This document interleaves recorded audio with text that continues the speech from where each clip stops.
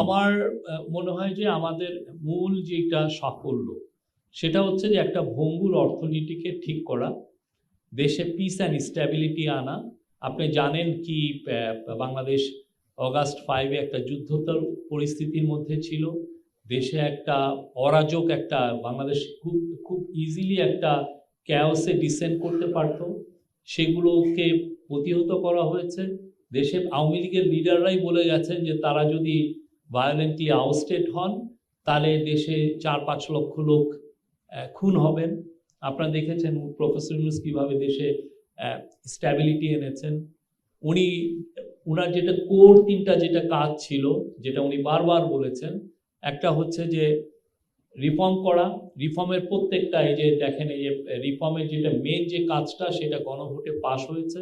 এছাড়া প্রত্যেকটা মিনিস্ট্রি তাদের স্ব জায়গায় রিফর্ম করেছে। 1 সপ্তাহের মধ্যে, আপনারা ভুলে গেছেন, 1 সপ্তাহের মধ্যে যে পাওয়ার সেক্টরে যেটা একটা ভয়ানক একটা ল ছিল, স্পেশাল ইন্ডেমনিটি, হ্যাঁ, এই যে যার ফলে আপনি গভর্নমেন্ট বিনা সলিসিটেশনে ইয়েতে যার কাছ থেকে ইচ্ছা করে আপনি আপনার পছন্দের কোম্পানিকে আপনি পাওয়ার একটা প্রজেক্ট দিয়ে দিতেন এবং ইচ্ছা করে আপনি এটা বেশি রেটে দিতে পারতেন। এর ফলে দেখেন ওইটার সমস্যা এখনো আমরা টানছি। দেশের থেকে এই একটা লকে সামনে রেখে 1 লক্ষ কোটি টাকার উপরে চুরি হয়েছে। এই একটা ল আপনাকে কিভাবে লিগালি আপনাকে, ওরা দেখাচ্ছে যে আমরা দ্রুত কাজটা করছি, কিন্তু দ্রুত কাজটা করতে যে যেটা হয়েছে দেশে ক্রনিক ক্যাপিটালিজম তৈরি হয়েছে। ওইটা 1 সপ্তাহের মধ্যে ওই লটাকে স্ক্র্যাপ করা হয়েছে। এনার্জি সেক্টরে আপনি যান, এমন কোনো কাজ নাই করা হয়নি। আপনি এই যে আমরা আজকেও বলা হচ্ছিল যে আমাদের ইকোনমি স্ট্যাগন্যান্ট হয়েছে, আমাদের রেভিনিউ কমে যাচ্ছিল, রেভিনিউ গ্রোথটা আশাতীত ছিল না। এই বছর আপনি আজকে এনবিআরকে জিজ্ঞেস করতে পারেন রেভিনিউ গ্রোথ কীরকম।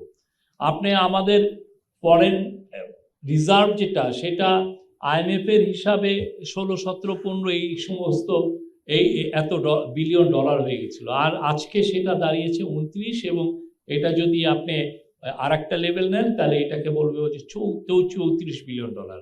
আপনার টাকা হাসিনার আমলের শেষের দিকে টাকার দাম কমতে কমতে 127 টাকা এসে পড়েছিল ডলারের এগেনস্টে।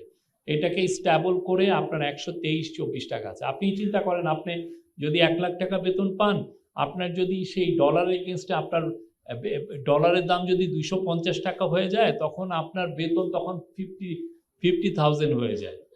এই অবস্থা। আপনি পাকিস্তান এটা হয়েছে, অনেক দেশে হয়েছে। তো এই জায়গাটা স্লাইডটা ঠেকানো গিয়েছে। দেশে এখন সর্বোচ্চ খাদ্য মজুদ আছে। দেশের এখন মানে যা এই ফরেন যে রিজার্ভ, তা দিয়ে আপনি প্রায় 6 মাসের ইম্পোর্ট কস্ট আমরা করতে পারি।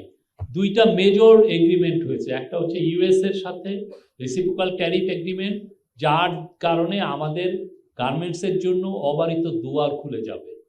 আর একটা হচ্ছে ইপিএ, জাপানের সাথে এটা করা হয়েছে। এটার ফলে জাপান ওয়ার্ল্ডে যে 4th লার্জেস্ট ইকোনমি, সেখানে আমাদের পণ্য একদম সারা জীবনের জন্য আপনি, বিশেষ করে গার্মেন্টস, আমাদের মেন পণ্য তো গার্মেন্টস, সেটা ডিউটি ফ্রি এক্সেস পাবে। এর ফলে জাপানকে সামনে রেখে বা ইউএসকে সামনে রেখে অনেক বিদেশি ইনভেস্টর এসে এখানে ইনভেস্টমেন্ট করবে। ফরেন পলিসি, আমি বারবার বলছি, ফরেন পলিসি আমরা ওয়ার্ল্ডের সম্মুখে আমরা আমাদের প্রাউডলি আমাদের অ্যারাইভালটা আমরা জানিয়েছি যে আমরা একটা প্রাউড নেশন এবং একটা বড় একটা কান্ট্রি। আমরা হয়তোবা ল্যান্ডে হয়তোবা ছোট কান্ট্রি, কিন্তু ইন টার্মস অফ পপুলেশন আমরা পৃথিবীর 8ম বৃহৎ কান্ট্রি। এবং আগে যেই ফরেন পলিসিটা বর্গা দেওয়া ছিল একটা দেশের কাছে, সেই জায়গাতে সরিয়ে এটা একটাকে এই ফরেন পলিসি রেসপেক্ট ফিরিয়ে আনা হয়েছে। আমি কালচারাল রেনেসাঁ হয়েছে, আপনি দেখেছেন বাংলাদেশে। আমি প্রত্যেকটা, এবং ল এই পুরো 18 মাসে একটা গুম হয়েছে। আগে যে নাটক করে মানুষকে মারা হতো, সেগুলো একটা দেখেছেন? স্টেজ ক্রসফায়ারের নাম শুনেছেন? একটা ঘটনা ঘটেছে। আর আপনারা তো ফ্রিডম অফ স্পিচ যদি বলি, আপনারা যা ইচ্ছা লিখতে পেরেছেন, যে কোনো কোশ্চেন করতে পেরেছেন, যে ধরনের আপনার মানে শব্দ ইউজ করতে পেরেছেন, কেউ গুম হয়নি, কেউ এটার জন্য প্রসিকিউটেড হয়নি। আমি এইভাবে আপনাকে, আমি এটা নিয়ে বোধহয় থিসিস পেপার লিখতে পারবো।